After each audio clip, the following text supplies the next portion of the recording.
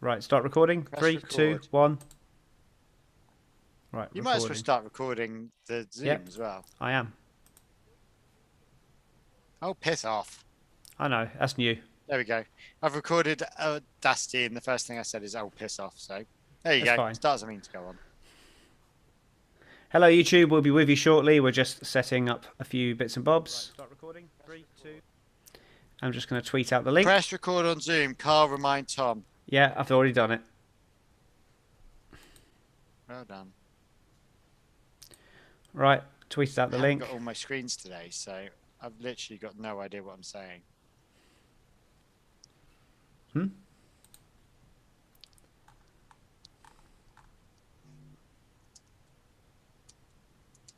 Well, it says you're also viewing the file, so it must be right.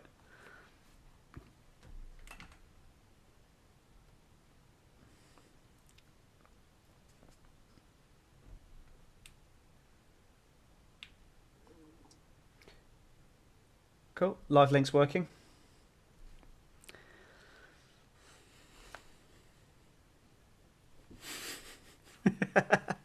Have you seen when Landon Norris keeps doing that in practice sessions? Whenever he goes on an onboard and he's driving around the track, you can see he just waves at the camera. Hello, Mom. Yeah, bless him. He's cute. Right, I'll close that down. You let me know when you're ready to go, Carl, and then we'll start.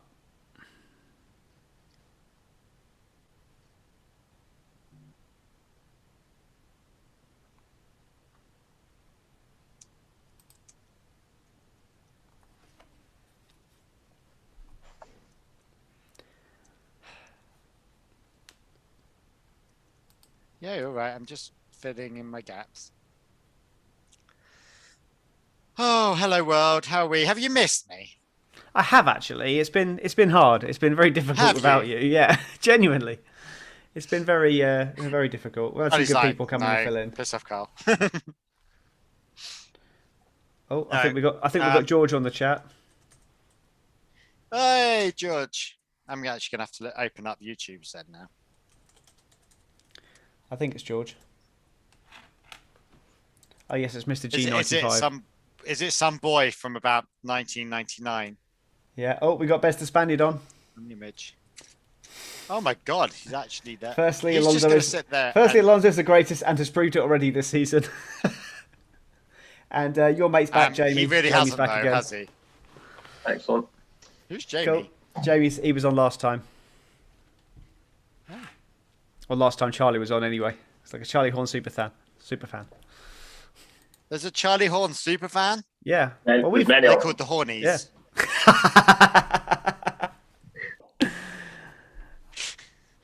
Too soon? Dear. They got that song as the theme tune. I'm horny, horny, horny, horny. Honey, honey, honey. Anyway. So honey. Oh, good. We got can't Laura get on- Higgins I as can't well. get onto the Excellent. chat. Oh, hi, Laura. Oh, so it's Oh, very she turned obvious. up. It's very She was obvious what threatening side not of the to. fence. It's very obvious what side of the fence Laura's sitting on this debate, which we're going to get to later on. Oh, really? I feel I'm going to be in a bit of a minority given who's in the chat. Yep. Oh well. Should we get... You're going to be fighting a bad. Oh, I'm going to get gonna be absolutely fighting for it. abused in this podcast, aren't I? Right, should we get things Yeah. started? You good to go? Hang on. Let me get into the chat. Hang on. Turn your I'm audio just off. currently singing Horny, Horny, Horny on YouTube. It's just what you need, something else Oh, to take hello, up your Jamie. bandwidth. Just what you need, something else to take up your bandwidth, isn't it? Yeah. I just need to turn it down. That's what I need to do. Oh, there we go. I paused it. Hang on. Go there. Yep. Oh, my boy from 1995. Oh, God. Oh, yeah, Laura. I'm so angry at Hamilton. Yep. Nothing's there. Nothing changes. Have we all gone? Yes. No, we're still there. Am I just talking to myself? No, we're good. I'm just waiting for you to say you're ready Oh, so we great. can start. All right. Yeah, I'm ready. All right, let's go then.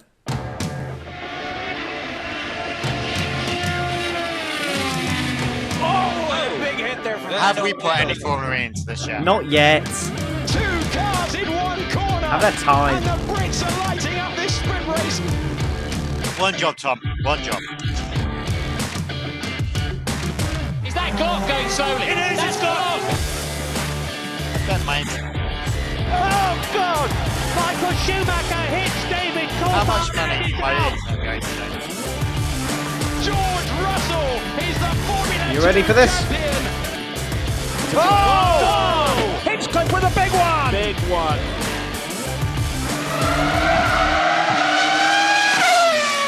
Welcome to the Monkeyseat, the podcast that is a podcast, but isn't allowed to say it's a podcast for fear of taking away focus from the actual podcast. My name is Tom. And I'm Carl, and we're back together like Hamilton hitting Verstappen into a tyre wheel. Hey, we are a fairly independent podcast hosted by two opinionated friends who like to put the world to rights, and I hate Grease as a musical. Yeah, you can find us on all major podcasting platforms by searching for the Monkeyseat podcast. And you can get in touch with us by leaving us a 5-star review to get a shout out on our show. Or you can visit monkeyseatpod.com and give us some spare cash from £1 upwards to support us and keep this train running. We'll also say literally anything if you want to give us money. It's like Cameo, but we're not famous. And what's the other one? There's a only fans. We don't want to be part of only. No, we're not OnlyFans. That's that's a whole different demographic altogether. Why is Bear saying I'm never ready? Anyway, well, it's like Cameo, but we're not famous. I don't know what Cameo is, so I'm just reading the shit. And I'll actually read any shit that you tell me. Oh, yeah, swearing on YouTube. You can also follow us on all socials at Monkeyseat Pod or visit our YouTube channel where you can see me swearing live. And once again, we want to acknowledge the great work of our partnered charity, Verbals Rescue, who are continuing to do great work in our local area of rehoming abandoned cats. And they need funding far much more than we do. So head to verbalsrescue.org to see how you can help. So I'm back! He's back, and so's Charlie. Hello. We're back. And a very active Right. chat room as well. It's almost like we've had a really Actually- interesting Grand Prix to talk about. And my son's just randomly waving at in the window. Oh, we got a Killian on the show as well then. No, he was gonna be, but then he just ran away. Okay. He didn't fancy So being here. so anyway, how has life been, Charlie, since you last on? Oh, not too bad.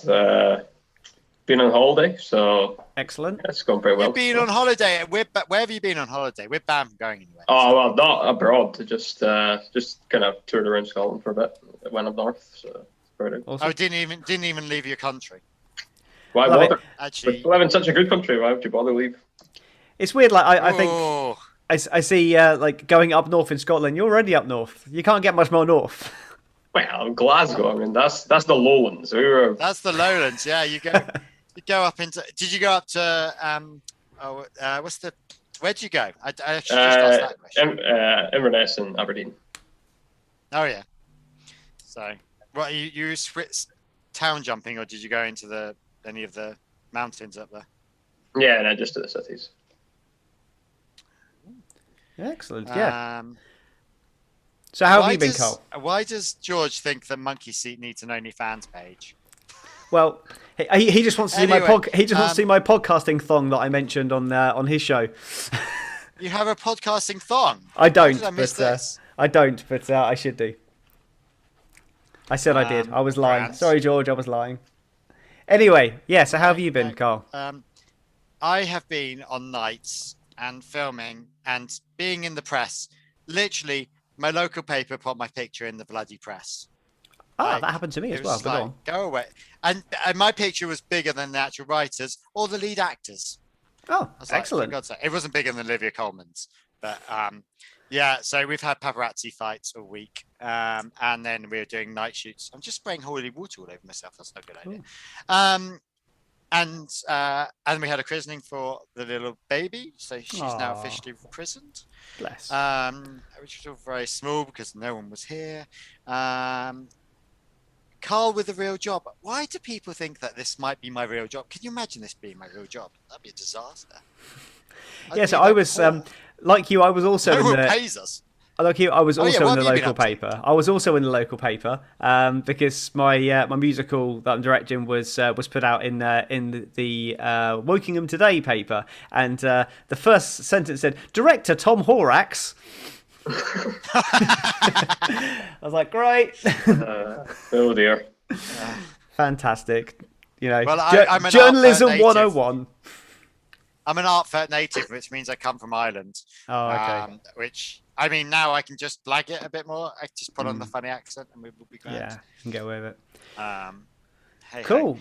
So right, so we took. So I might be leaving early, depending on how we get on. yeah, no, that's fine. No absolutely worries. knackered. That's fine. I'll just round up the. So what we're going to do tonight, we're going to talk about the Formula One to begin with, as that's just happened a couple of hours ago. Then we're going to move on to the Formula E with Charlie, and then if Carl's still here, then we'll round up the Formula 2 and the W Series at the end as well. But that's just me kind of rounding stuff up. So we're not here until midnight, like potentially we might be. So we'll start off with the Formula One, but we had the inaugural sprint this weekend. So what's everyone's initial thoughts on the sprint? I quite liked it. I thought it was quite good. I liked the fact that it did smash up the qualifying, and it doesn't. And it's, we always question why Max and Hamilton are always at the front.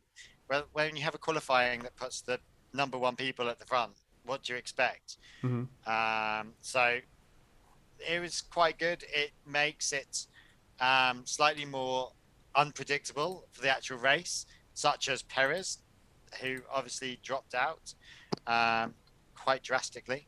So yeah, and obviously then Alonso, who jumped up a few places, and Lando, who jumped up a few places as well. So it just makes it a bit more interesting in my eyes, but maybe I'm wrong. Charlie? I don't think it was any more interesting than an actual Grand Prix, and I think that was probably... We can't call it a race! It is not a race! Yeah, that annoyed me, but we'll get on to that. Sorry, Charlie, carry on. Yeah, I was just saying, I think the idea was to make a sort of all-out attack, kind of massive battle to set the grid for the race, and I'm not sure we saw that. I think what we saw was in my opinion, quite a composed, calm race compared to what we saw in the actual race. So I'm not sure it actually did its job of making anything any more interesting than it already was. Well, I mean, you can wrap a feather bow around a spade. It's still going to be a spade at the end of the day, and Grand Prix racing is inherently what it is. We spend all day lining people up from fastest to slowest, and then wonder why they can't overtake.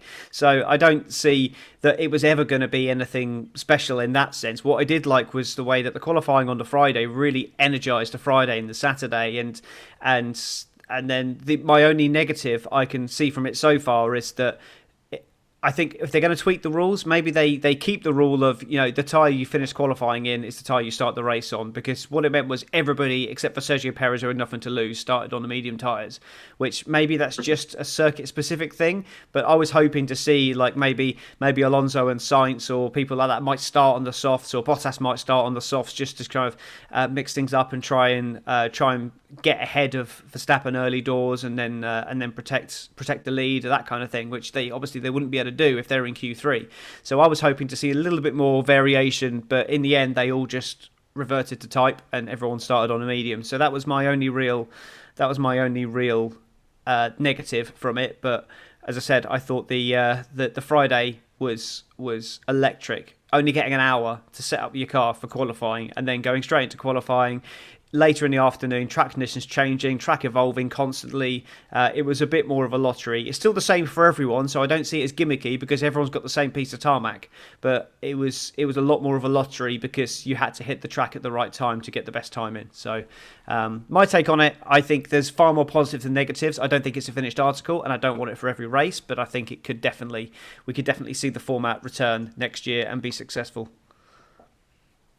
But why would you not see it for every race? You might as well make a thing of it if everyone enjoyed it. Like, sprint race at Monaco and Singapore would just be dull as hell. I just don't see the point. I would much rather see, if we're doing 23, 24, 25 races, why don't we have varying types of sessions? We could have some one-shot qualifying. We could have some elimination style qualifying that they tried in 2016. We could have an hour's session. We could try various different types of qualifying sessions, 2-day weekends as well, just to mix things up a bit, weekend to weekend. The problem with that is like people like me who have day jobs at the moment, then we can't watch qualifying on a Friday. Well, this would help because if you're doing a 2-day weekend, you would do qualifying on a Sunday morning. Yeah. So, like, say, just mix it up. You could do some triple headers as well. You still get You get used to it as well, though. That's the thing. Well, that's the problem. I just find that planned in some ways. With north of 20 Grand Prix every year, I think it just gets a bit monotonous, and so something to just mix up the format, I think is a good idea. I wouldn't want to see it every race, obviously, but I think certainly for some races a year, the sprint's a good idea. I'm up for trying something else as well. When's the next one? They think probably Monza, but they haven't said for certain yet. Okay.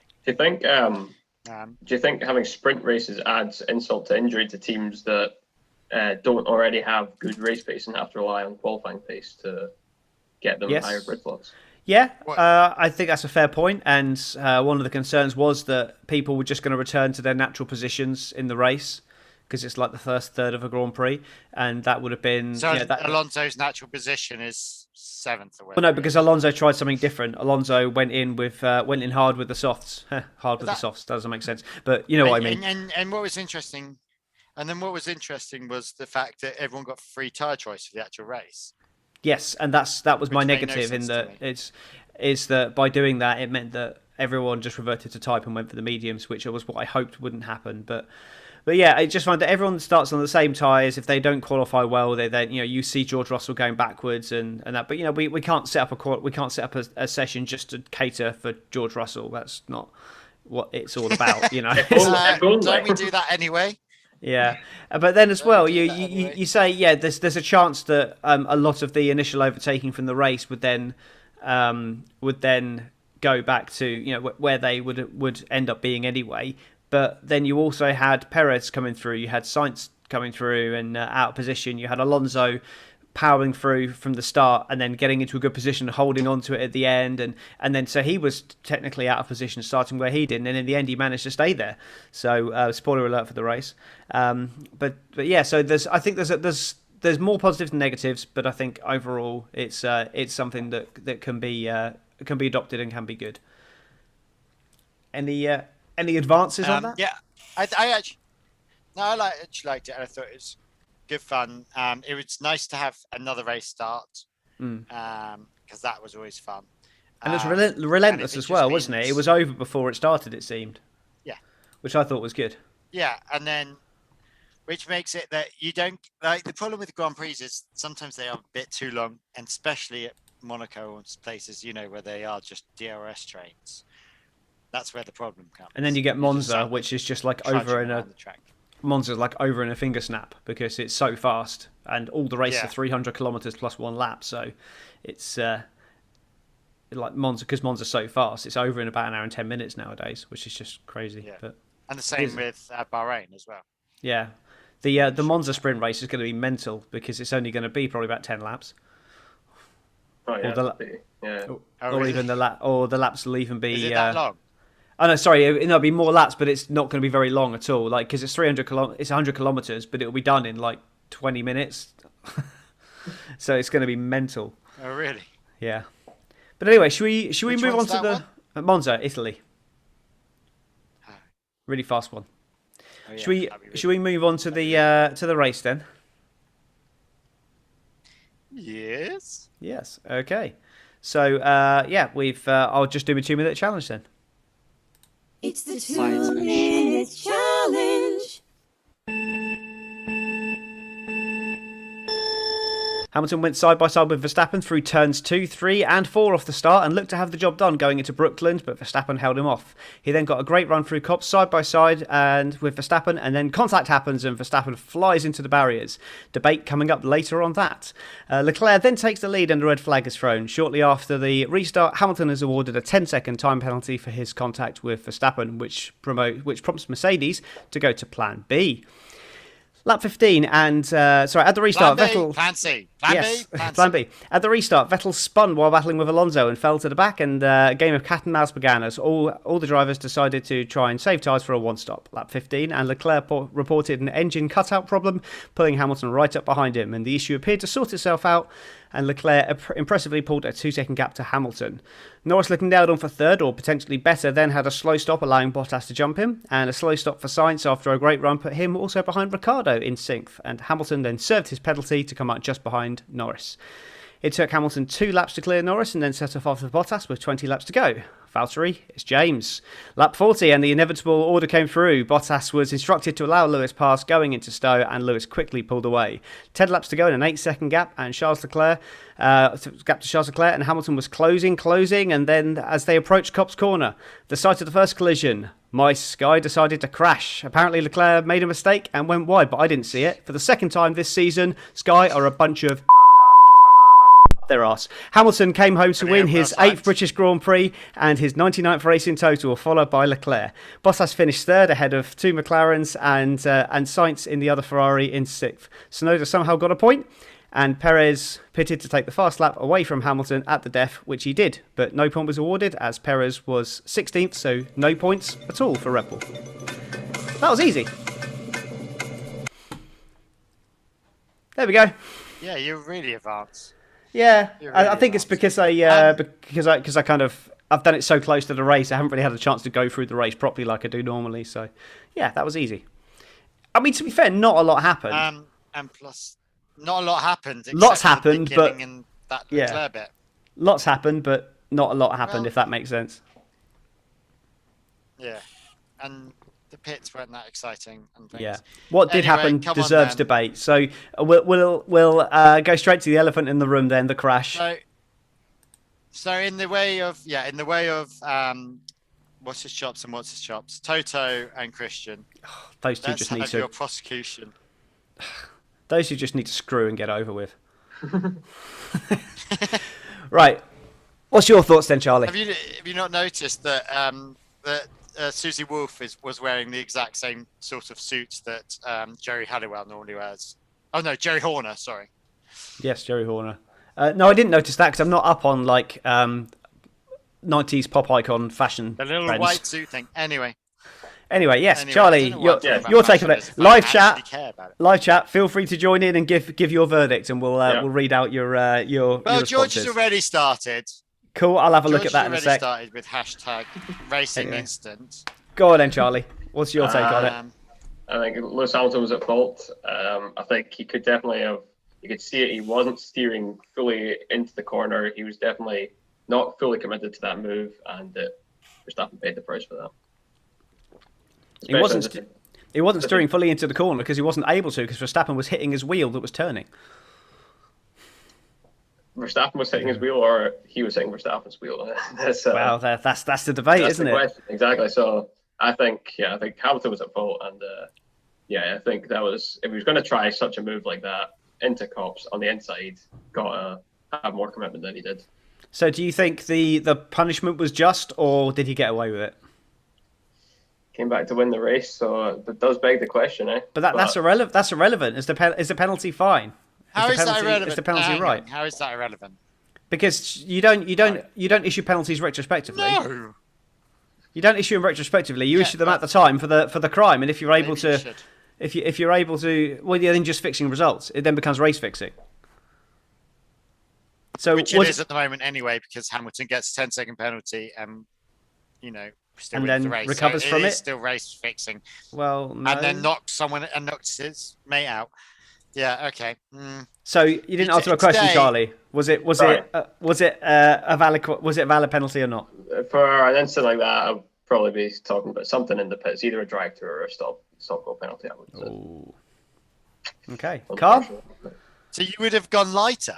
No, drive-through is about a 20-second penalty, and obviously a pit lane penalty would be a 30-second penalty, effectively. So it would have been more. Yeah, I think they should have had a drive-through. I can't quite understand why he was allowed a 10-second. Why it was only a 10-second. It's far too lenient. I think a drive-through would have been more appropriate. Okay. And because, but also you finished someone's race on your own fault that is world champion. I don't know how these things work, but the incident with Russell and Sainz was a lot less crucial and had a 3-point place grid penalty. Which that is seems nothing. like a harder penalty. Well, a 3-place grid drop, it is gonna be effectively, it's Russell. only. I mean, it's kind of it's probably about the same penalty, really. A 3-place grid drop to a 10-second race penalty. It's because it was investigated after the race. Precisely. So you're there was saying- absolutely no reason why you're that saying should those are have. the same there was absolutely no reason why the Sainz and Russell penalty couldn't be decided during the race. Your hair looks fine, Charlie. You can leave it alone. Yeah. Sorry, it looked like you were doing your hair. See, I can't see him. He's all gone. He's all gone. Oh, is he? Still on mine. So I'm going to have to look at what he's doing on the Never noticed me. But yeah, I just think I think it needs to be a harsher penalty. I think you've just finished someone else's race that you were. I mean, if that's the game now, I'd play bumper cars every week if I was Hamilton, and take him out if it's only going to give me a 10-second penalty, which I know I'm going to get every single week. So let's play bumper cars every week and send him out. I saying it was deliberate. So my take I'm on not it. saying it was deliberate, but I would make it deliberate now. Like, if I'm only going to get a 10-second penalty for a tap on the back wheel, why would I not just do that all the time when I know I've got a faster car than anyone else's and I'm going to take my rival out every I time? assume he got penalty points on his license as well. I haven't seen that. He probably would have got 2 points, I'd Yeah, I imagine, would for imagine. that. So you get a race ban eventually if you just get. Yeah. Yeah, because that put he's on 6 at the All moment, right. so I didn't think there was any penalty points. No, There probably imagine- would be. Surely there must have. I mean, if Norris got 2 for his on Perez, then I imagine exactly, Hamilton would have got at exactly. least 2 for that. If it's supposed to be a hard, if he doesn't get penalty points for it, given that it's been given as a penalty, then it shows the penalty system is completely not fit for purpose. Exactly. But for me, Hamilton had the run and he had the superior Yeah, but- speed at the time. He was completely alongside Verstappen, coming in towards the turn with a brilliant dummy to go onto the inside. He'd earned the right to be in that position, and so he was entitled to car's width from Verstappen. And the wider you take a turn, the more speed you can carry through the turn. So with it being a right-hander, Verstappen was always going to carry more speed into the corner than Hamilton. So as a result of Hamilton taking a tighter line through the corner, he had to back off a little bit, which allowed Verstappen to pull slightly ahead, and then came across the front of him as he was approaching the apex. So then he turned into his path. So Hamilton was aiming for the apex of the turn, but then with Verstappen colliding with his left front, it meant that his steering. No, he wasn't. Sorry, what are you arguing with? What are you saying no to? Oh, is he gone? Oh, what a shame. His internet's dropped out. Never mind. So, as I said, he was Verstappen was slightly further ahead of Hamilton going into the corner because he was carrying more speed through the turn, because that's what you do when you're on the outside going for a right-hander. He was aiming for the apex, but Verstappen colliding with his left front meant that his steering got straightened up and gave the illusion of understeer and missing the corner apex. And have you come back, Carl? I'm back again. You're back, right? So as I was saying, I'll go back on myself here. This will be cut out of the YouTube, no doubt. So Verstappen was slightly ahead of Hamilton going into the corner because he had to take a wider entry, so therefore he was able to carry more speed. Hamilton was approaching the apex, but because Verstappen collided with his left front, it meant that his steering then got straightened up and gave the illusion of understeer and missing the corner apex. But it doesn't matter the fact that he didn't hit the apex. That's not a prerequisite for racing. You don't have to hit an apex. You take a line that best suits your car. Hence why Hamilton took a wider entrance to the Wellington Straight slightly earlier before to get more speed down the track to attack at the apex of Brooklands. A move that very nearly worked. And had Max allowed Hamilton slightly more space, they both would have made the corner. Max would have gone out wide. The stewards would have likely deemed Hamilton pushed him off the track and either given him a penalty or made Hamilton give the place back. Both drivers could have done more to avoid it, but neither were wholly at fault. So for me, it's a racing incident. But it wasn't a racing incident because although he pushed around, like, a racing incident is when you tap and you're both on the track. He was going Hamilton was going across in front of him, so that's not a racing incident. That's not just Hang on. cars being. Sorry, who was together. going? That's Verstappen him went coming across. and close. Verstappen went across the front of Hamilton. Yeah. Verstappen moved into So Hamilton's he was line. going round. Yeah.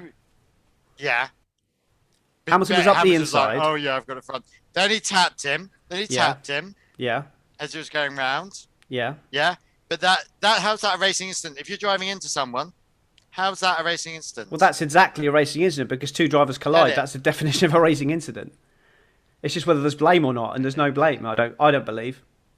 But at the end of the day, the stewards. No blame, there's no claim. Look, the stewards have deemed it as a penalty for Hamilton, and although I don't think it should, be a penalty, I knew it would be. because if they gave Norris a penalty and they gave Russell a penalty, then they were always going to give Hamilton a penalty for that. I don't think it should be. They're supposed to be giving first lap incidents more of a lenient view, and they're supposed to be letting them race to a degree. So I think the problem is every incident has to be dealt with individually, with the result of the incident being irrelevant. And that wasn't the case, because if he'd have just made a slight contact with Verstappen goes wide and then cuts back onto the track. So unstable. Yeah, so if he'd have made contact with Verstappen has a little twitch, goes off track and then comes back on, then Hamilton just has to give the place up and that's it. There's no real penalty. So the fact that Verstappen has then gone into the wall, that's the reason they've given the penalty, which for me doesn't really sit right. Because if you do something wrong, like make a small error, then it's like if you make a very small error and you don't hit anyone, or doesn't cause anyone else any problems, then you don't get a penalty for that, which sometimes it's part of me thinks is wrong. So if you hit another car and that car doesn't crash and you both carry on, they just allow it to, they just see, oh well, that's fine, no one got any benefit from it, but he still hit the car. So I think that if it's a penalty, it's a penalty. It shouldn't matter. It's the same thing with football. If you foul someone in the penalty area, then they don't give a penalty. But if you do it in the box, they'll award a free kick, and for me that's wrong. And it's the same thing with Formula One. But anyway, that's my take on it. Is there any more? What have we got in the chat? Who said what? Interesting comments in the chat. Is there a lot? God, do you want to give us a rundown, Charlie? What people have said? I can't get on the chat, so you're gonna have to. Bez the Spaniard is quite riled up by Hamilton's actions. Shock horror! He said disqualification. Shock that Bez is worried. Or expulsion from the entire sport, even. He also says, "I love Charlie." So keep dreaming, boyo. He says, "I love Charlie," so that is high praise indeed. Yeah, George, that's what you've suddenly decided. I love Charlie. That's the author. Max should sue Lewis for attempted murder. Yeah, well, there you go. One thing I know is the people that hate Hamilton are just saying, "God, it was the most disgusting thing ever," and then the Hamilton fans are saying, "Well, it's probably a racing incident." They're no one's saying Hamilton was not at fault. So, they're saying there's equal blame, or people are saying Hamilton should be hung, drawn, What they and are quartered. saying is, they are saying it's equal fault. That's the problem. So that's what I'm saying. Yeah, the Hamilton fans are saying it's no one's fault, or it's both of their faults, and then the Hamilton haters, or the people that disagree with that viewpoint, are saying Hamilton should be banned or shot or whatever. I just find that kind of dynamic quite funny, personally.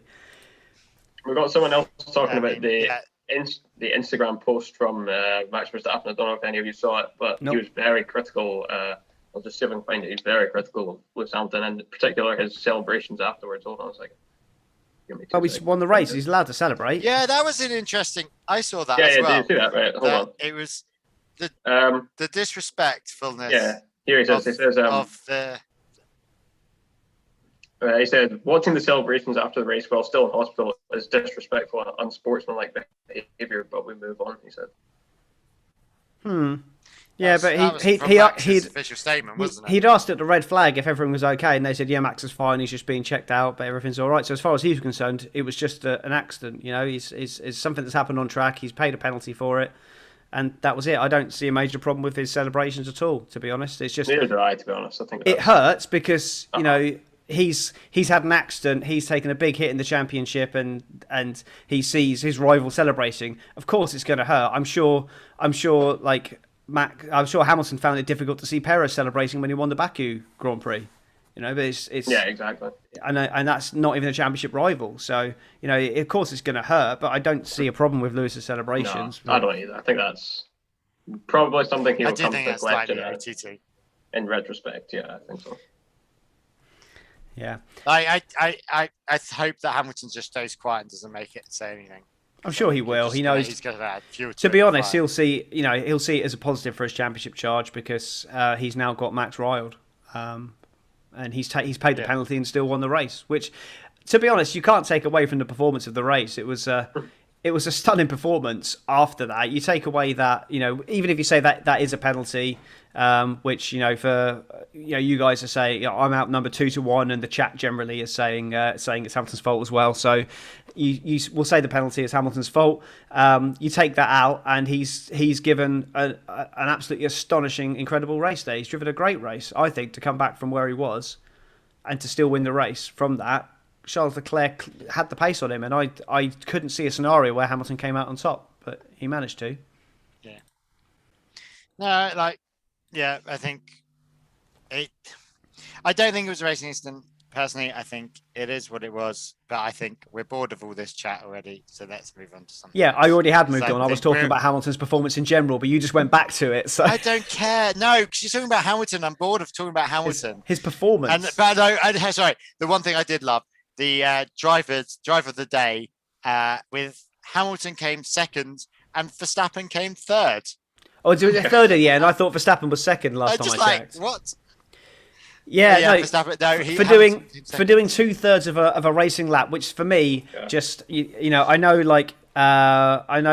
podcasting is very fan driven, but it just shows how idiotic fans are sometimes when they vote for driver of the day for the guy that for the guy that drove 2/3 of a lap. Let's abuse our fans.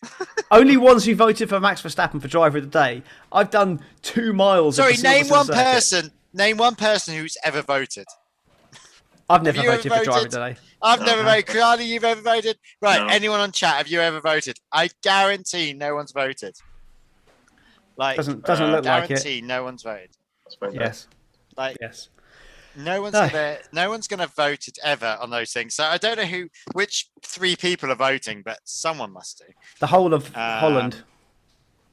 The whole of Holland are voting. Hey. Yeah. So what about anyway, what about if will kind of work backwards? So what about Bottas then? He's obviously come third in the race. Poor performance, I thought. What's your thoughts? Who? Bottas, exactly. Who? Yeah, I mean, I would agree with you. Bottas was also in the race. Great. Yeah.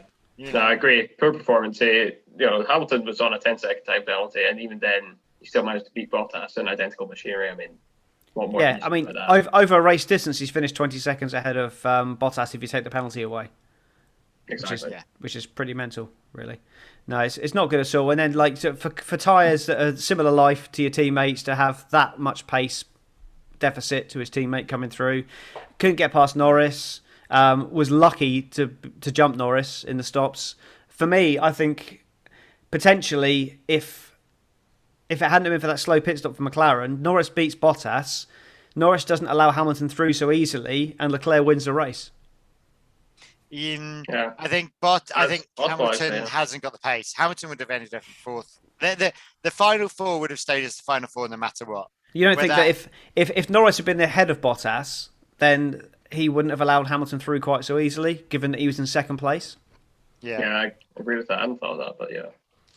I still think, okay, he might have got a 3rd, but I think that would have been scraping it anyway.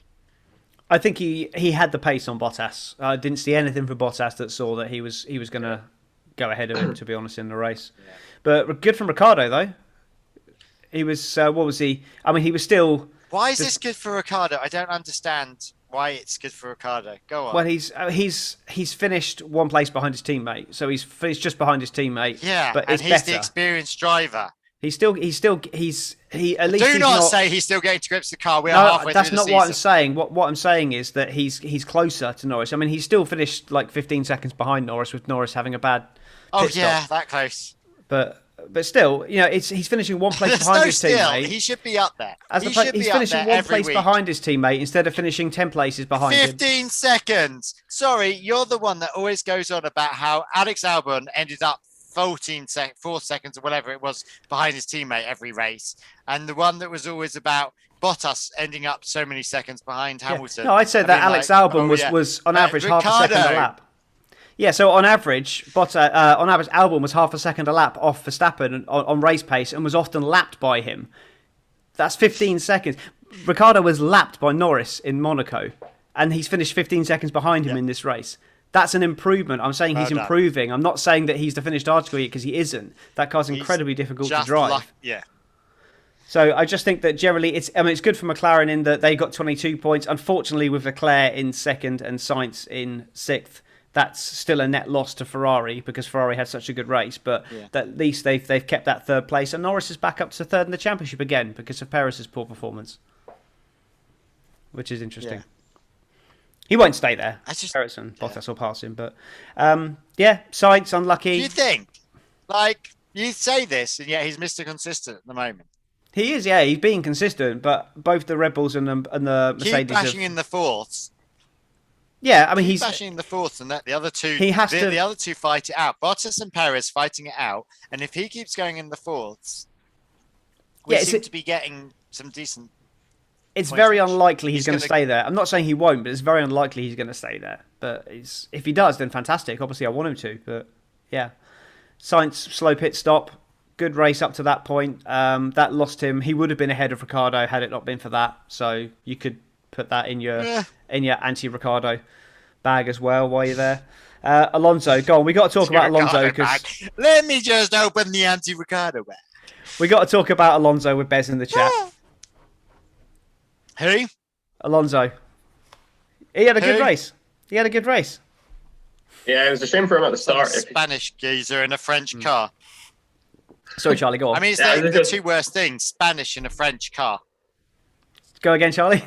Just at the start. I mean, we all know that Alonso loves his starts, but he got sandwiched in and he wasn't able to make any use of an otherwise good start. So he probably could have done better than he possibly did if he had managed to take full advantage of that start. And he did actually make contact with his teammates. So yeah, well, he started seventh in the end, so he's finished where he started, which I know with Verstappen dropping out is probably a net loss, but the Ferrari was always going to go past him. He stayed ahead of the Aston Martins, beat his teammate, has beaten the AlphaTauris. Yeah, solid performance. What I'd love to see is Alonso on softs on that start. It would have been the same as a sprint, probably, wouldn't it?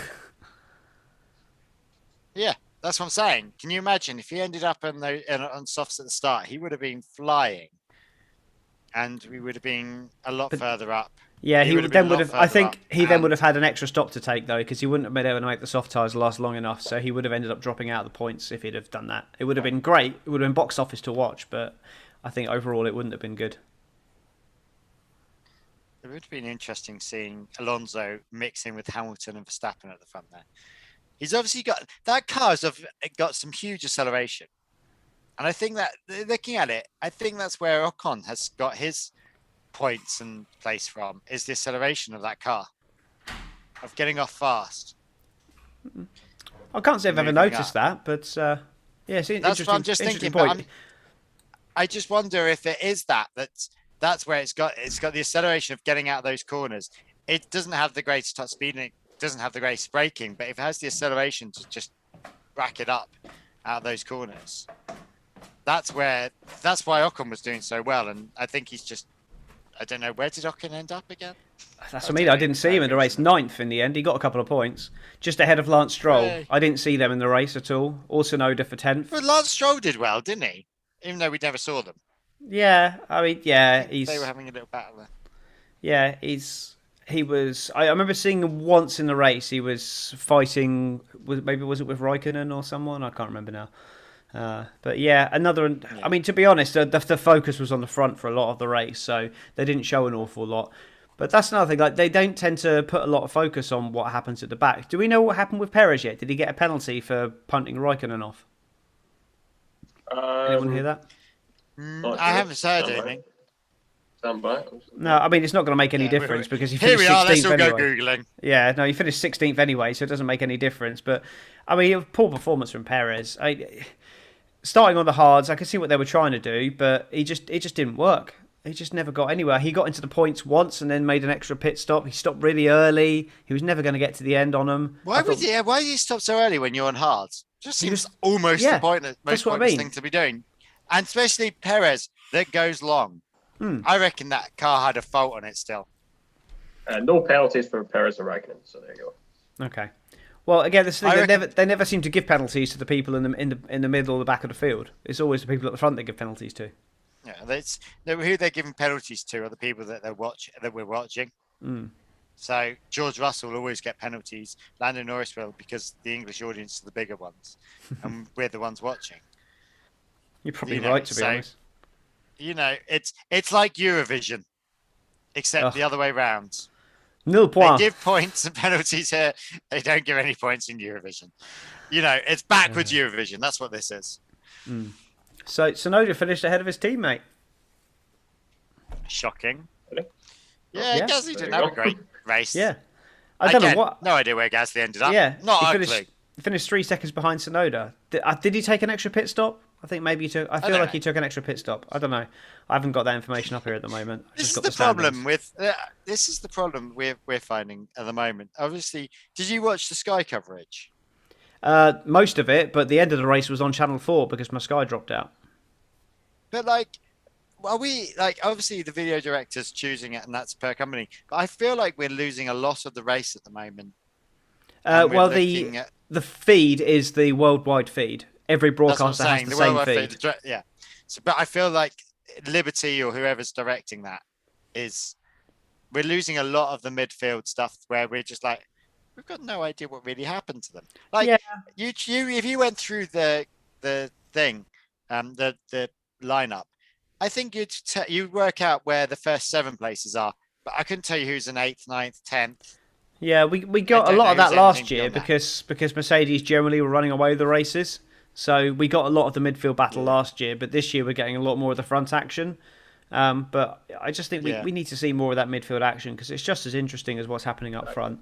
Yeah, last year certainly proved that. And I think that's sort of part of the problem is that we're now back on the front and we're just missing everything else apart from the top 2 that, bless them, we don't really care about in some ways. It's not that's not where the race is at. It's never been at that, apart from today where the first lap. But normally once they leave the first 2 laps, the race isn't there. But I feel like we're missing a lot of the midfields, a lot of the understanding of what anyone else is doing. And then even the commentators are as well. They're like, it's, you hear them just going, how does Stroll get there? That was like they don't seem to be on it. They don't seem to be on it as much at the moment. They're not following those battles. They're just focusing on what they're seeing, which is a bit disappointing, really. But But Nikita Mazepin beat his teammate. That might be the first time. Yeah, he's finished ahead of him. And he spun. What happened to Schumacher? I don't know. I mean, Mazepin spun in the sprint. Oh, did he? I thought he spun in. No, it was Raikkonen that spun. Oh, Raikkonen. But that was because he got punted off by Perez. I mean, their cars look so alike. And why is Alfa Romeo staying in this? That was something. Yeah, I was wrong. I was wrong about that. Yeah, I was wrong as well. I thought Alfa were going. I don't get why they would stay. Yeah. I don't get why they would stay. Like, but they've signed a multi-year deal. Yeah, but it's still not. It's not making anything of that. Like, it's not the race on Sunday buy on Monday thing, because no one's buying an Alfa Romeo full stop anyway, and they're certainly not buying it because Kimi Raikkonen and Giovinazzi are racing around in them. Yeah, I mean, Ferrari own the brand, obviously, so they obviously see some value in Alfa still being in the sport. Don't know. Again, they're just boring. I just really hope that this, they either pump some money into this outfit now and they actually go for it and they sign some energetic drivers that are going to better the sport rather than a Ferrari junior driver. Raikkonen and Giovinazzi. Oh, my God. Cut to Raikkonen and Giovinazzi doing it for season 2022. I felt physically sick when I saw a notification come up on my phone and it said Alfa Romeo announced multi-year deal for, and I was like, don't be multi-year deal for Raikkonen, for God's sake. But no, it was obviously just for Alfa Romeo. But what was interesting was the guys in the commentators, I think it was after the race, talking about who's going to go into Williams. I was like, well, the TV's definitely not leaving Williams because there's more money than sense in that car, and no one else is going to take his seat, give him a seat. And Russell, well, he's either off to Mercedes, and they were like, oh yeah, there's talk of the Hulk or Jenson Button. I was like, no, not Jenson Button. What? No, I mean that's what they were talking about. Generally, that's what they were talking about. Button's an ambassador for the team. I know there's talk about Kvyat. Yeah, that's what I've seen. Kvyat. Oh yeah, Yeah. that'd be fun. Yeah, great. I would like to see him against Verstappen. Oh no, wait, there'll still be Williams and they'll still be at the back.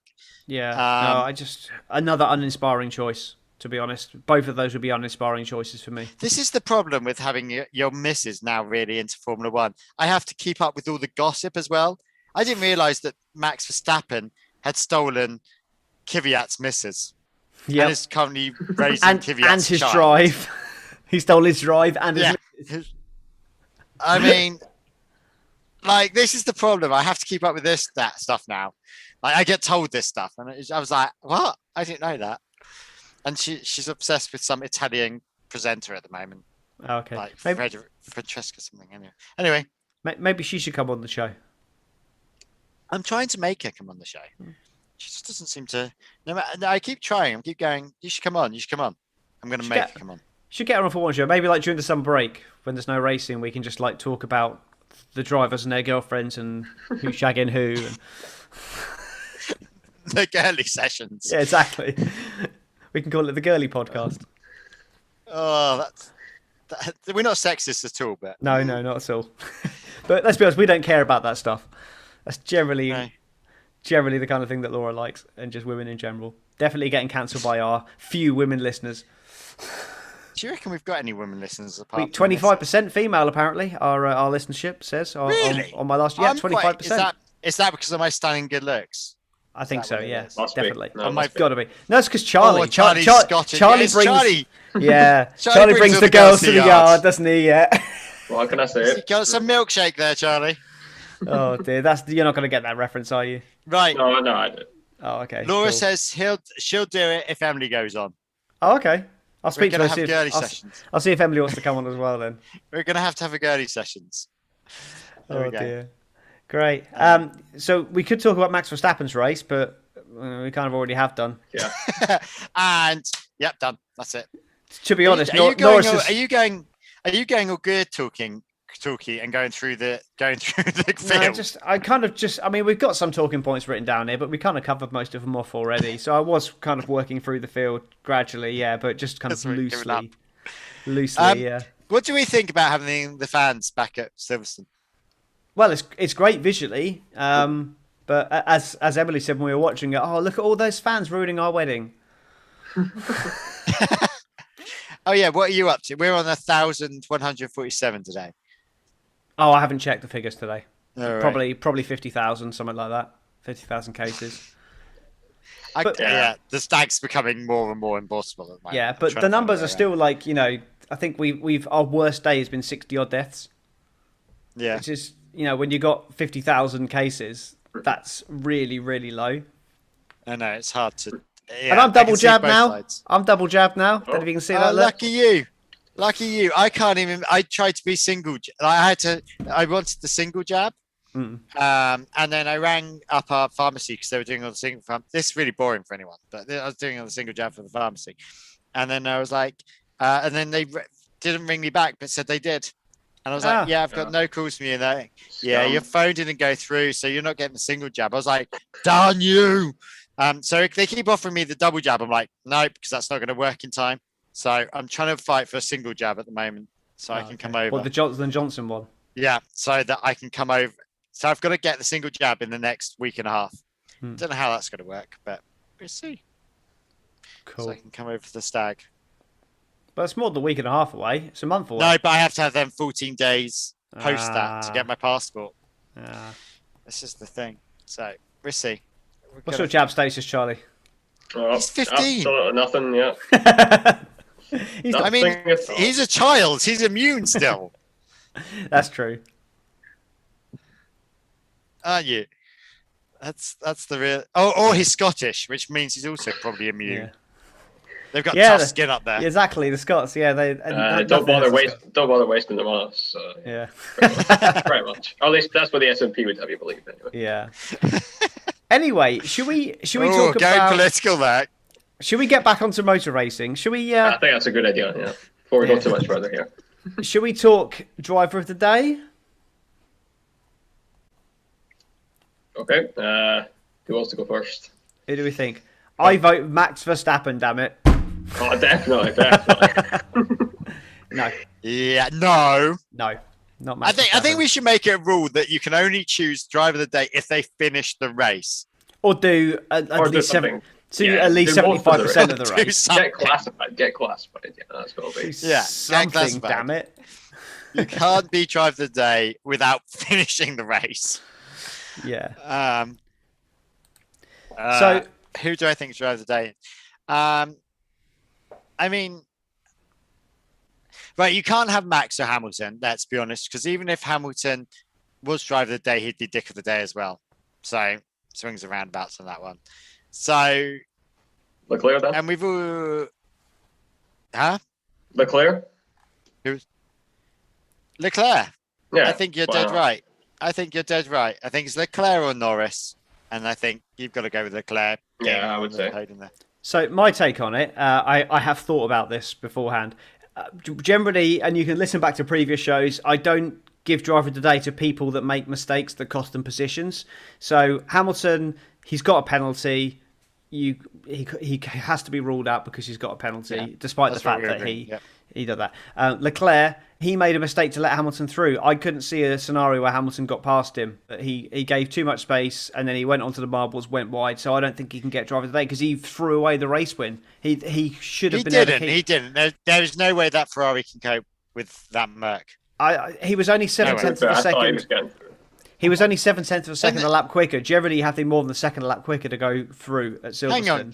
So- What he did was less painful than what Norris did the other What did- week, Well, which yeah, was but- let him through.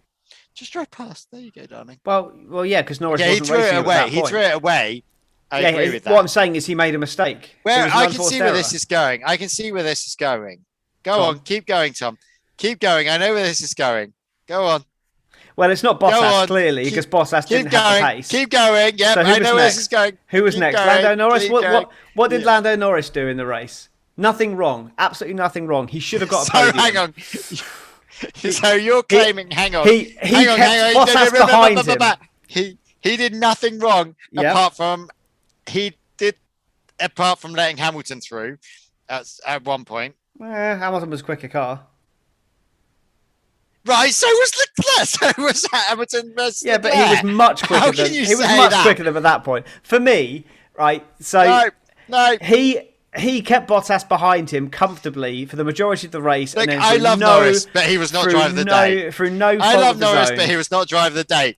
You cannot be driver of the day for just having a steady race. That is not how it works. He had a great race. If you're going to give anyone driver of the day, it should be Alonso. And I never would say that. But at least he made an effort. He chased I it was up. about to say we have Like- to at least mention Alonso.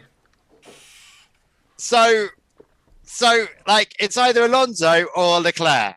And it's up to Charlie, really, because it's never going to be Norris unless Charlie said so, and then we'll have to find. We'll go with Leclerc. I'm fine with that. I just think that he has to be in the conversation, Lando Norris, personally, because of No, he doesn't. Not for just driving around in circles, doing nothing. Well, that's what everyone does. And then having a shit pit stop as well doesn't help. So, Well, that wasn't his fault. Anyway, we'll give it to Charles Leclerc then. That's fine. Right, Dick of the Day. Any nominations? I've got one. I think we all have one. I love that Laura wants Perez to be driver of the day purely for stealing the point from Yeah, but look at his The race though. He fastest lap. was terrible. 2 pit stops. Never really challenging the point scorers at all. He had a bad I race. know, but it quite made me laugh. Yeah. That's quite good. Yeah, it's a good comment, definitely. I like that. No, my nomination for Dick of the Day is the Formula One fans for voting for Max Verstappen for Driver of the Day. That's my Dick of the Day vote. Who's my dick of the day? I mean, to be honest, it could. I mean, the problem is that it's either Perez or. Well, you could go with Hamilton because that's the obvious one. Is that too obvious? That's what I was going to say. Again, it's Yeah, not really. Charlie's gone obvious there. It's not so much obvious. I mean, he's made a. But was he a dick? I don't No. know if he was a dick. I don't think he was. I think it was a. I got it. Was it a dick? Helmut Maybe it was a Marko dick. for trying to say that Hamilton should be banned from Formula One, banned from the championship. I think no, because I think my wife would kill me because I think she wants them banned. Well, fine, you don't vote for it, and me and Charlie can vote my for wife it. and my best mate. Currently, my wife and my best mate both want Hamilton banned, so I can't vote for that. Well, that's fine. You don't have to. Me and Charlie can vote for it, and then we'll get it on majority. I think it's Helmut Marko or Christian Horner or F1 fans. How's Christian Horner involved in this? Christian Horner. It's a hollow victory for Lewis. Oh, sorry. What's his name? Toto Wolff. Have you checked your emails?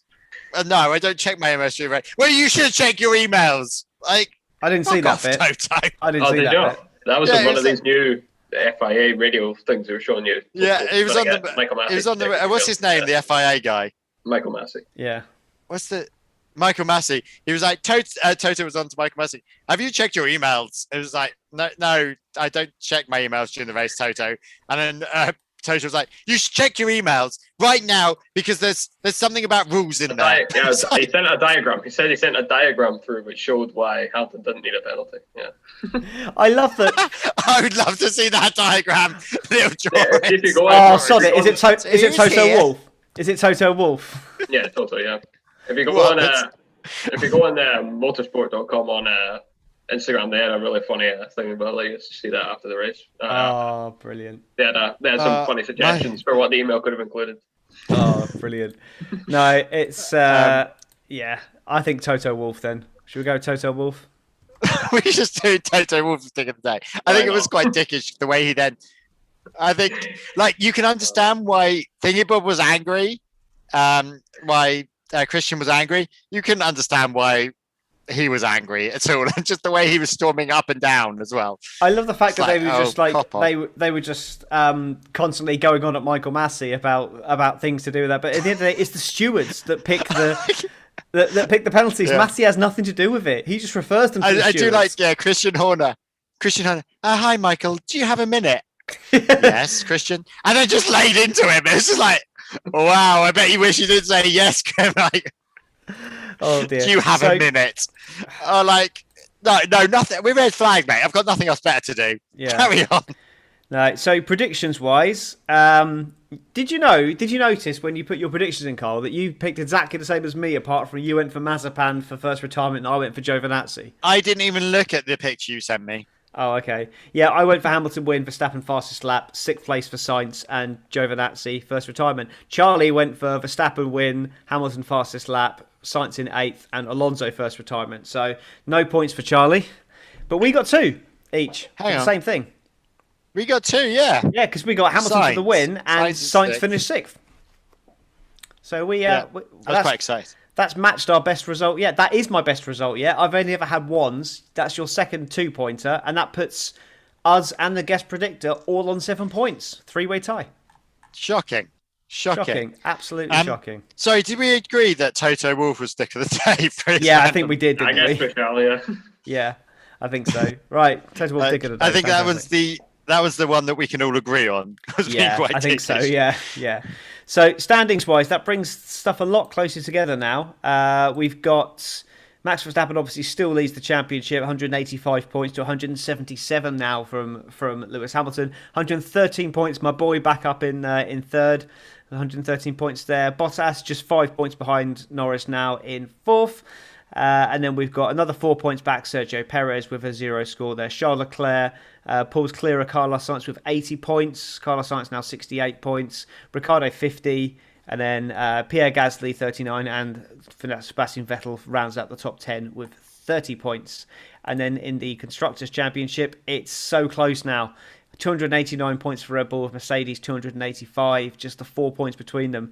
McLaren lose ground to Ferrari, but still remain third with 163 to Ferrari's 148.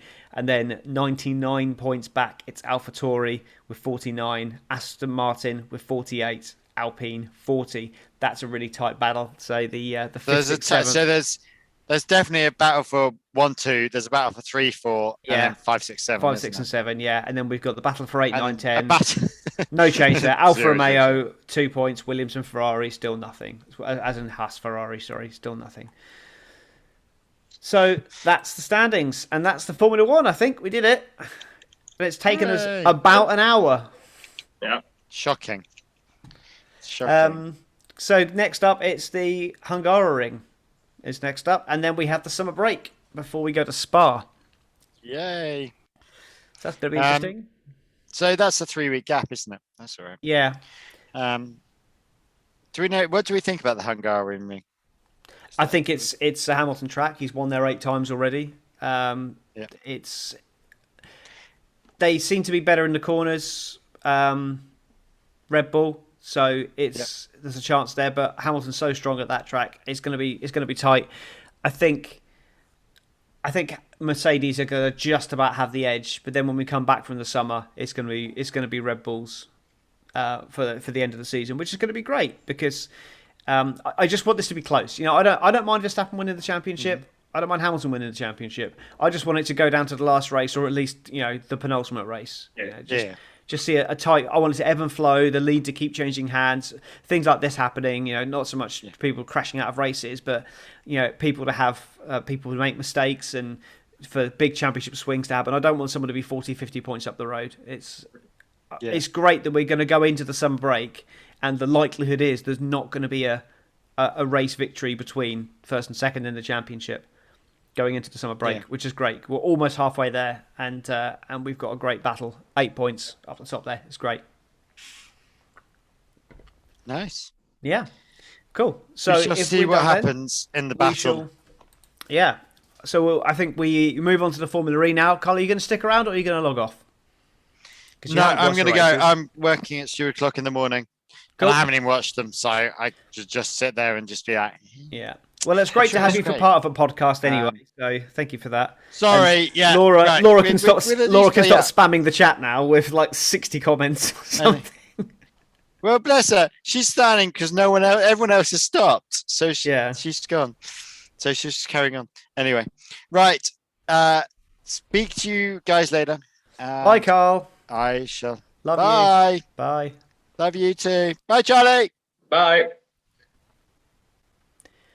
Cool. Now the square's gone. Let's get on with the Formula E. So I guess I'll hand over to you for the Formula E. We had a couple of races. It was last week, but we didn't do a podcast last week. So again, we couldn't find a time where all three of us could get together, or both of us. So I'll hand over to you then. Do you want a sound effect, or are you happy? Do you want to just go through it without? Up to you. Sound effects probably better. Right? Yeah, go for it. Have you got 2 separate reviews? Yeah. Yeah, 2 separate. Okay, right. Your time starts after this. A minute each. So this is 2 minutes for 1 minute. Yeah. Okay, go. Alex Lynn was the first victim of the usual Formula E chaos at the start of round 10 of the 2021 Formula E Championship. There was more contact into the Manhattan hairpin before the cars settled in for 45 minutes plus 1 lap of racing. More bad luck struck for Lynn as he was spun around by an out-of-control Pascal Wehrlein, who was forced to retire after his suspension broke. In the midst of all this battling, tragedy struck, and Mitch Evans was out of the race with a mechanical. The incident was quickly cleared, and racing was back underway after a short virtual safety car. In the middle of the field, we saw Dennis making some daring moves up the order, including past Sims, which left the Brit out to dry, and he dropped down the order like a stone. But it was all in vain, however, as shortly afterwards, he ground to a halt at the side of the road. All hope was not lost for BMW, however, as Verne and the race leader Cassidy came together at the hairpin, allowing Gunter to launch himself into first. Degrassi was able to take advantage of the situation as well to take third, and the unfortunate Cassidy could do nothing to watch the race through to a close, with Gunter hanging out to P1 behind second, and Degrassi third. Oh, just missed it. It was close. I had a slight time delay on that again, so but it's you were pretty much basically there. You could have sold it, and I could have changed it for the podcast and made it look like you made it. But no, good one. That was a good one. Yeah, cracking race, really, all round. It was more bad luck for Evans, really, which kind of bit par for the course at the moment. But a win for Sam Bird, which was completely swinging the championship around. Looked out of it, and then all of a sudden he's straight back in it again. What a performance! I think you're talking about the wrong race. Am I? Is that the second race? Sorry, No, yes. second race, yeah. Sorry, I'm on the wrong bloody one. My bad. Sorry, I kind of had to rush the actual winner, so you might have missed it. I did. I just missed that bit. Sorry, it didn't help that I had the wrong one up. So, okay. I'll have to try and find that one. Where is it? Yep, there it is. Right, my bad. Gunter, sorry, Max Gunter, surprise winner. Yes. Great, Exactly. great pass. Where did that Great, come from? Exactly. yeah, exactly. I was I never really rated Gunter when I saw him in the junior formulas in Formula 2, Formula 2 or Formula 3. I can't remember now, but I didn't really rate him. But he's shown that he's definitely got something about him. So a great victory. Yeah, definitely. He just needs to work on consistency. I mean, that's what we've seen in his last couple of seasons. He's had like fantastic highs, and then he's just had big long stretches where he's had no points at all. So if he can get his consistency nailed, then he can start to think about challenging the championship. Potentially, maybe the last race win for BMW in Formula E as well, if they're pulling out at the end of the year, aren't they? Exactly. Yeah, something like that. Yeah. Andretti, I believe, are staying, but BMW themselves are just not continuing the partnership. I think are they still providing the powertrains? Do you know? Or I'm not entirely sure. No. Yeah. I hopefully they are, but and then DSG to them, Jean Oakvern in second with Lucas Di Grassi in third. Di Grassi coming on strong, decent performance. Yeah, exactly. And just the last couple of races in Mexico as well, he's started to suddenly show some pace that he's not had this season. And he himself was saying, everything's kind of always been there. It's just they've just suddenly started to put it all together, and seems to be working nicely for them, and they're getting good hauls of points. So anything could happen. The championship is definitely not won yet, so who knows? He could be a late challenger for the championship. Yeah, I mean, as I've already alluded to for my preview for the second race, some big championship swings coming as well, isn't there? It doesn't take a lot to have a big swing in this, and given that we've got the same point system as Formula One, we don't tend to see these big swings that we see in Formula E and in Formula One rather. We don't, but we see them in Formula E, and it's great to see that you've got people that are down there on very very few points, but are able to pick up a big points haul in the weekend, and because of the whole qualifying format as well. Which who is it? Was it Nick De Vries? I heard some comments he was making that he didn't like the qualifying format. Did you hear about that? I didn't hear that, but I can imagine that being true. I mean. Do you remember back in Monaco when he was trying to hold up everybody to have them miss the time cut because he was out in Group 1, and he was just trying to slow everybody up. I don't think he does like the format very much, so I can definitely believe that. Yeah, I think coming from the junior formulas to Formula 1 and being linked with the Mercedes team as well, I think he's used to that kind of that way of racing through the formulas, and Formula E being so detached from that and very much success ballast. It definitely mixes the races up. I'm not completely convinced by it personally, but I can definitely see the benefit it has to the racing. It definitely creates different winners. You never know who's going to win a Formula E race, which in itself is a good thing. So yeah, good performance there from Lucas Di Grassi and Audi. The Envision Racing team, 4th and 5th, decent performance from them. And Oliver Rowland on his way soon, finished 7th, just behind his teammate Sebastian Buemi. How do you see the rest of his season panning out? It's hard to say because he's another one who's had incredible highs and incredible lows in the sport as well. He's had some good results and he's had some bad results, but it's hard to say. It's always hard to say in this sport who's gonna, in Formula E specifically, who's gonna do well, because you never know. But I reckon he can probably keep his form. He can probably continue a good, some good hauls. And obviously, the higher up you go, the harder it is to get points. But the qualifying, obviously, we've spoken about. But I reckon he can do all right. Excellent. So, excuse me. So we got obviously Sam Bird in 9th place, and Mitch Evans having a DNF. Quite a few DNFs in here, wasn't it? Six failures to finish in that race. Not a great performance from Jaguar. Obviously, we know that they did slightly better in the second race. Slightly. Yeah. Mitch Evans still. Yeah, but we'll get to that. We'll get onto that. Yes. Where did their race unfold? Because I know you got a vested interest in Jaguar. Where did their race unfold?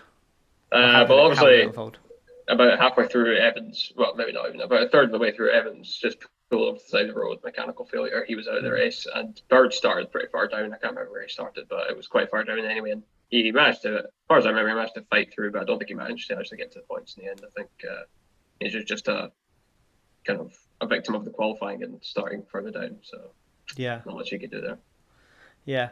Okay, so should we look at the second race? Now I know we've got some talking points we want to talk about that cover off like the entire championship as a whole. Yeah. So if we go to the second race and then we'll see how we go. Right, second review coming up. Okay, I'm ready for you.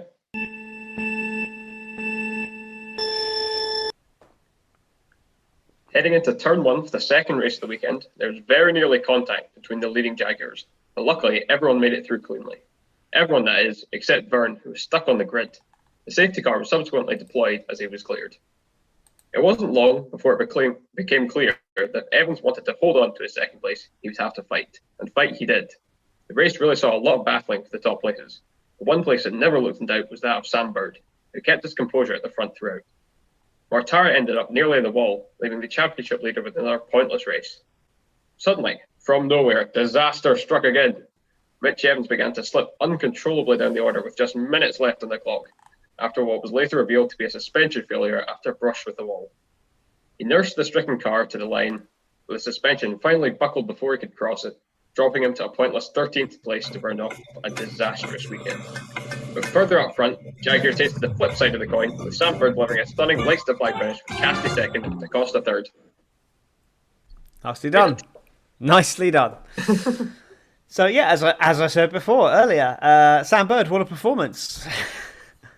29 points from the weekend. Is that? I'm assuming that's because is that pole position as well? Yeah, for a team pole. Yeah. Okay. Points, yeah. 4 points for pole. I take it then. Great. Yeah. So cracking performance there. Mitch Evans just seems to either be in the wall or on the podium for me. He just the amount of times you see him just brushing with the wall and getting away with it, but just hit the wall slightly too hard this time. Yeah, exactly, and did the exact same thing, same place in qualifying at one point as well. So, it's not what we want to be seeing, but oh well. Yeah, I know you sent us a message during the race saying hope you're watching, and I was getting a little bit overconfident, a bit too cocky. Yeah. Too soon. Yeah. Yeah, I saw it slightly delayed, but I was convinced it was going to be a Jag 1-2 when that happened. But I mean, where were the Mercedes again? Another bad weekend for them. For my pick for the championship. I know, and last season they were looking strong. This season they were looking like the ones to beat early on, and suddenly in the last couple of races they just completely fallen away. And then partially you can't blame that on the qualifying, of course, but it doesn't all come down to qualifying. There are, of course, opportunities to come from Q1 or qualifying Group 1 and even take pole even.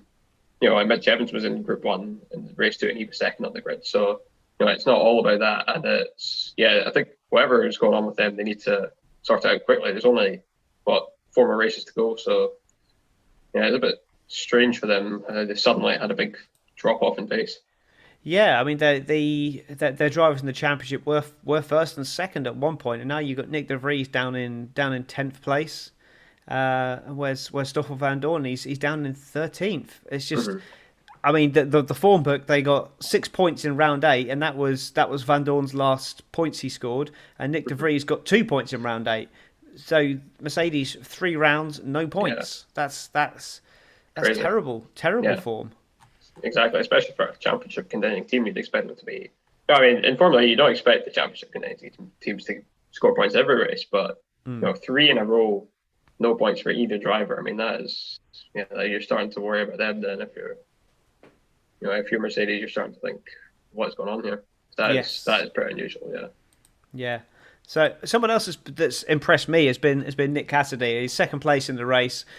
He's looked strong. He's led races. And is this his rookie year? Yeah, rookie season, and I agree with you. He's definitely surprised me, and he's impressed me. He was leading in Rome until he just crashed out or spun out at the start of the race, and then did well in Mexico last time out, doing well again, 4th and 2nd. So fantastic for him. Yeah, he's certainly come on, and he's looking the business. So maybe a bit too soon being his rookie year, but then next year we should hopefully see a little bit more from him. And Antonio Felix da Costa for Techeetah. So obviously him not doing so well in the first race, but Verne getting on the podium, da Costa getting on the podium, keeping the fight alive in the teams championship anyway, at least. Uh-huh. Decent performance from him, fastest lap as well. They're a bit of an enigma team, DS Techeetah, for me. They look like they should be the team to beat, but they just don't seem to put it together every week. Yeah, it's strange this year because last year, if you watched, especially, but last year especially, but also the year before that with Verne as well, but how dominant they were and how, even especially if you look at the last few races in Berlin and the finale last year, da Costa won, 3 out of 6 of them. And so they have dominated this sport as much as you can dominate Formula E. But yeah, this year did not been quite such a dominant force that we might have expected them to be. Yeah, I mean he's sitting second in the championships. I suppose it's not too bad, just behind Sam Bird, who's now back up on top. Robin Frying's dropping to third. I'm assuming that's down to race victories because they're on the same number of points. But yeah, I wonder. There's some rumours about da Costa going to IndyCar. I wonder if that's turning his head slightly as well. But it surprised me because there's still a championship to be won here, and getting back-to-back championship wins in Formula E would be a great way to go into IndyCar. Exactly. But a pointless weekend from Eduardo Mortara, who was the championship leader going into this race, and now sitting in fourth place outside the top 3 with just 72 points and no points from either race. Yeah. Shocking. Yeah, it's not good for him. I remember last week, or when we last spoke, you were saying, I reckon he'll hold on for the title, but it just goes to show you how this championship just changes like that. Yeah, I've been completely shown up there with a 32-point swing for Sam Bird over Eduardo Mortara in one race weekend. Obviously 2 races, but one race weekend, and all of a sudden he's sitting there in fourth place. 3 drivers have usurped him. So I still think he's looking strong for the championship. Definitely. I think he's got every chance of winning it still. But looking at that point, you've got Bird there on 81. How far do we go down before we say these people are out of the championship? Do we go down as far as... Do we say Nick de Vries is out of it with 59 points? Or bear in mind where Bird was coming into this weekend. He was in 13th place, and then all of a sudden, just all it took was one race, and then that was him leading the championship. So, with 4 races to go, I would say potentially Jake Dennis there with 54 points in 15th place. Maybe I would say that would probably be. I think 44 points back to Sims is just a bridge too far. Yeah. But potentially back there with Jake Dennis, Jake Dennis 54 points, Gunter 54 points, Van Dorn 54 points, Degrassi 54 points. So yeah, if we're saying that Degrassi is an outsider, exactly, definitely wouldn't write them off. Yeah, so if we're saying that he's an outsider for the championship, then we've got to still keep Jake Dennis and Max Gunter and Stoffel Van Dorn in that fight as well. So exactly, potentially, who knows what can happen, potentially anyone in the top 15, which is just phenomenal, really. Yeah. And then we just got little Joel Eriksson back there, only done 2 rounds, I think, but still no points. But Tom Blomqvist, just the 5 points for Neo, and Oliver Turvey 13, also for Neo. Not finished a race in 3. I mean, going into this season, obviously I didn't know a huge amount about Formula E, but Neo for me looked like they were the Haas of Formula E. Pretty much, yeah. Is that, I'm assuming that's accurate, but just the. Well, more like the Williams, you could say, because Neo were actually the first champions of the sport. So. Oh, really? I didn't know that. So in the first season with Nelson Piquet, but then they suddenly just kind of dropped off the cliff. So okay. The first champ as well. So then we've got Dragon Penske at the back. Weird for a team backed by Penske to be so far down. Yeah. So they used to be the old Geox Dragon, and they've never really, and all the time I've been watching anyway, never really had any pace to speak of. So yeah. But then we've got look at Rocket, saying who's the other driver in Rocket? I just saw him a second ago, just spinning through. So we've got Norman Nato, and who's the other driver in Rocket? I'm trying to find him in the stand. Venturi. Rocket Venturi. It's Mortara. Mortara, yes, of course it is. Sorry, yeah. So that's what I was getting at. You've got Mortara with 72 points, and then you go all the way back to Nato on 17, and That Yeah, goes to exactly. show the difference between two drivers there, like in the same team, the same equipment, the same procedures, and such Exactly. a vast difference in position in the championship. There was it 50 odd Exactly. points difference. Crazy. So looking ahead then. So we've got, let's say, four to go. We've got potential Double silly header in, season. Yeah. yeah, we've So got double header in London to go. So Yeah. our home race, Jaguars home race. Oh, Yeah. cross And there. the burning question that everyone wants to know: are you going? I don't think so. I haven't seen any announcement about fans on the website. They're all selling tickets, so I think okay. it's a no, sadly. Okay. Well, maybe next year then, or Yeah, probably next year. fingers crossed. Yeah, fingers crossed. And it'll be a bit more open. We'll be a bit more free, and hopefully we could do a live broadcast from the event. That'll be good. Yeah, exactly. And then obviously finishing off in Berlin. Is it going to be the same track in Berlin this time round? As far as I know, yeah, it's going to be the So same track at the old. They're not going to airfield, not going to invert it like they did last time. No, I think they'll probably stick with the classic. The inverted track wasn't great, to be honest. So No. I think they'll stick with the classic. Excellent. So looking at Roland, then he's off to Mahindra. Yes, yeah. So how does that affect the rest of the season then, and how does it affect next season? The drivers, who he's going to replace, who's going to replace him? Yeah, I don't know. So it's going to be either Sims or Lynn that he'll be replacing at Mahindra, obviously. So which one of them do you reckon it'll be? That's the question. Yeah, I mean, in the standings, Sims is slightly higher. Lynn's had a lot of bad luck. It's difficult to say, really. I would say out of the two, Lynn has probably got the most promise for me. But Sims has shown to be a strong racer. He's shown to that he's got the experience. So it's difficult to say, really. Out of those two, I mean, is it possible they could change both drivers? Who knows? If it came down to either one of them, what I would say is Sims has been the consistent one, whereas Lynn, for me, across his time formally, he's had the standout performances, but not necessarily the consistency. Like Lynn, when he came first race and he did it in Formula E, he was on pole back in season 4, I think. First race pole, and then so he has had some crazy standouts like that. But if they just want a driver who can come and deliver every week, then perhaps Sims would be the way to go. But who knows? So, who are you thinking about replacement wise? Do you know of any drivers in other sports that might come in? Do you think, or are they just going to be? So Nissan is actually, I don't know if you know this, associated with, or Nissan Formula E, the EDAMS. Nissan EDAMS is associated with Renault. Right. So there's a potential there that could put a Renault Academy driver in there. That would be my. Potentially someone like Guan Yu Zhou might end up there. I think for me that would be a really good shout, because Joe, for me, I don't think he's got what it takes for Formula One, and that might be another route for him to try, because 3 seasons in F2. I mean, we'll touch on it when I go through my reviews later on, but he's a quality driver, but I just don't think he's after 3 seasons in F2, you still can't be the standout guy. Exactly. It's difficult.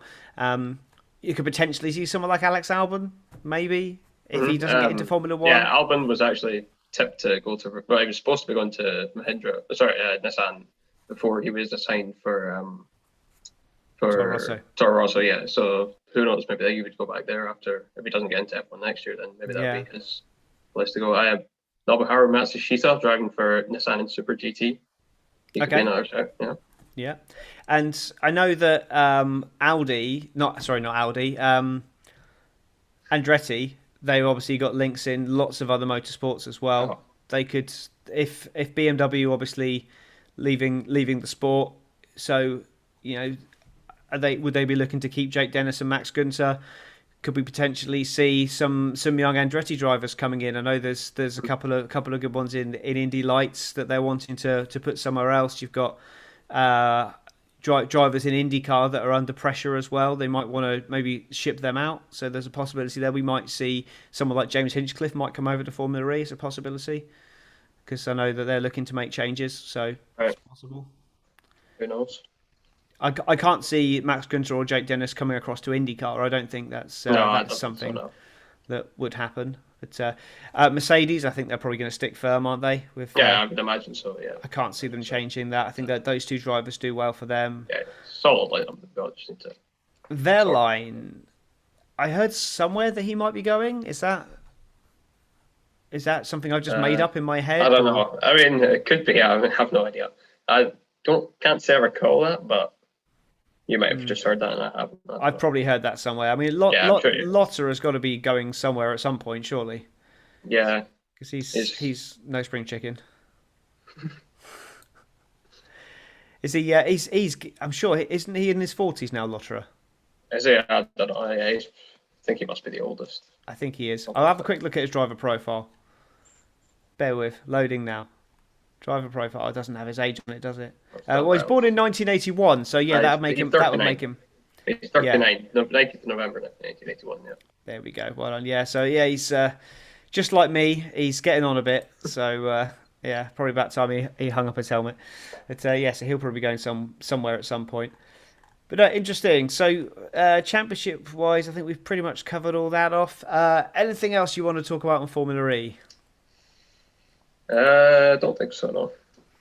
There's nothing new I've heard of on that. We've got Berlin coming up. We've got London coming up. Where is the race in London? It's around the XL Centre, the XL Arena. It's right next to London City Airport. Fantastic. Right, so that's coming on a couple of weeks' time.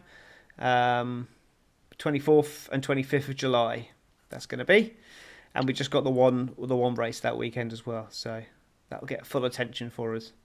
It's a double header, but we've only got the one thing, as in Monkeyseat is what I mean. Yeah. I was like, oh my god, that wrong. Yeah, no, it's 2 races. There's 4 races left. 2 in London, 2 in New York. Yeah, fantastic. Well, that's been great. I think what I'll do, I'll move on to the W Series and the Formula 2 and just round that off before we say goodbye. So. We'll say goodbye to the live stream for Charlie then, and we will continue on with the podcast with the Formula 2 and Formula 3 and W Series. Sorry. So, thanks a lot for coming on, and we'll see you soon, Charlie. See you. Goodbye. Cheers. Bye.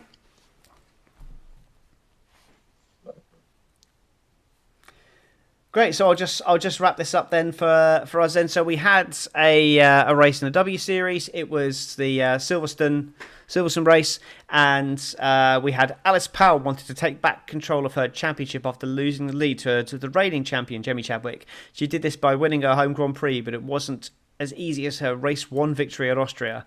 After losing out to Fabian Volvend at the start, she stayed in second for the opening spell, but retook the lead with 5 minutes to go to claim top spot in the title race. Volvend and Powell had more pace than anyone all weekend and were deserved winners, but you have to feel bad for Fabian, who led most of the race, but just buckled under pressure from Powell at the end. Jamie Chadwick was disappointed to finish 3rd, but happy to be on the podium ahead of Emma Kymäläinen in 4th. Mari and Vissel were 5th and 6th, with Sarah Moore a disappointing 7th after not hooking up her weekend and being passed on the penultimate lap. Impressive debutant Abby Pulling became the 6th British driver to compete in the W Series this year and finished where she started in 8th place. And to round up the top 10, we had Abby Eaton and Jess Hawkins, who were both able to move forward in the race. So in the championship, then that puts Alice Powell back at the top, 54 points. Jamie Chadwick 6 points back on 48. 12 points back from her is Sarah Moore, 36, a British 1-2-3. Fabian Volvend with 34 points and Emma Kymäläinen with 27. Adrina Sidakova, who was looking very strong after our podium last time out, she's dropped all the way to 6th in the championship with 22, level with Marty, also on 22. And then we've got Belen Garcia with 14, Abby Eaton with 10, and Koyama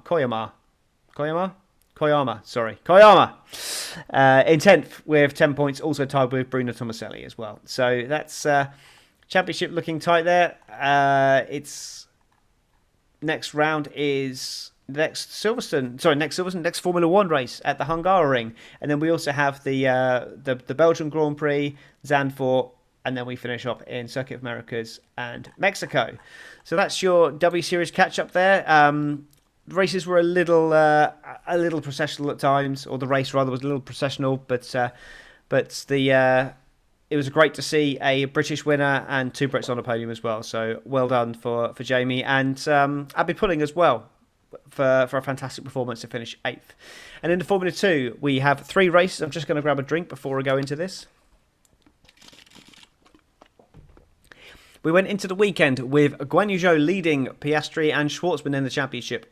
Sprint 1 saw Schwartzman jump 2 places on track and the championship before turn 1 by taking an early lead by winning from 3rd on the grid. Pulsitter Lundgaard finished 3rd just behind the Red Bull-backed Estonian Yuri Vips. Djokovic and Pourchaire completed the top 5 in a race which saw the safety car needed 3 times. And among the retirements were championship leader Zhou, who retired from an unforced error on lap 1. Nissany, Deleda and Sumaya also failed to finish, causing various safety car periods, but Schwartzman aced every restart to win. Other championship hopefuls, Piastri and Lawson, had a titanic battle in the first half of the race, but Piastri eventually won out to finish 6th. Dan Ticktum had a quiet race in 8th, with Armstrong and Verschoor completing the top 10. Sprint 2, I remind you, is reversed top 10 from Sprint 1, so Schwartzman started mid-pack and Richard Verschoor led them away for 21 laps in very hot conditions. The seemingly compulsory safety car made 2 appearances, first for Deleda, colliding with stationary Boschong on lap 1, then when Deruvala punted Viscal out on lap 7. But in a fairly professional race up front, saw Verschoor win from Armstrong, Ticktum, Piastri and Lawson, top 5. The Vips then followed with Djokovic, Beckman, Zendelli and Pourchaire completing the top 10.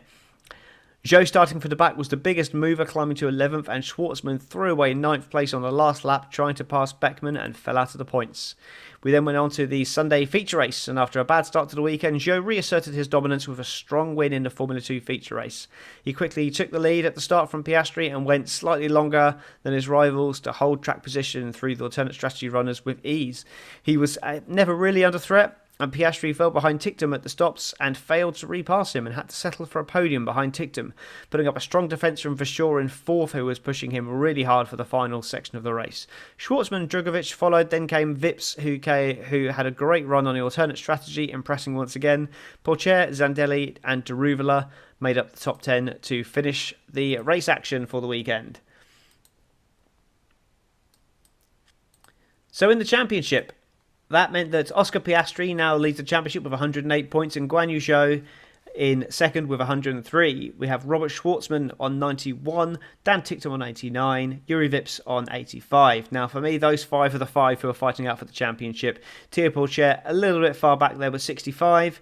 And then we've got Felipe Drugovich on 59, Liam Lawson on 58, Jane Deruvala 56, and Richard Verschoor completing the top 10 with 50 points. Next up, we have the race in Monza.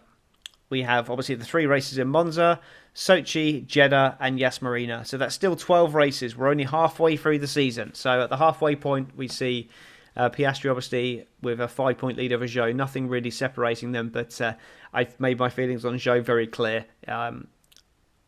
3 seasons in the championship, you would think that he should win it this year. You spend enough time in the championship, you're going to ace it. Robert Schwartzman has had some very bad luck, but he's starting to put together a title challenge, so it'd be interesting to see if he can keep that going. Dan Ticktum, he needs to win it this year, or he's never going to make it to Formula 1 in my book. And Yuri Vips, first full season in Formula 2, doing very well with 85 points there, a handful of races last year. He is for me the top hope for Red Bull, with Liam Lawson in the background certainly coming up as well. So Yuri Vips has already been passed by Yuki Tsunoda in the Red Bull ladder. So COVID meant that he missed out on the Super Formula season. So for his sake, I really hope he has a decent run in. And who knows, if Tsunoda doesn't do the business, he may well up in that AlphaTauri seat next year. So that's it for this week. I hope you enjoyed the podcast. It's been a bit staggered as usual. We will return to normal fairly soon. But what we've got coming up, we've got a bit of a break now. We've got the Formula 2 race, 24th and 25th of July, and then we've got Hungarian Grand Prix on the 1st of August, and then we've got Nashville on the 8th of August. In IndyCar. So that's the next time we're across the pond for IndyCar. So keep in touch with us, send us your comments, and we will speak to you all soon. Ciao.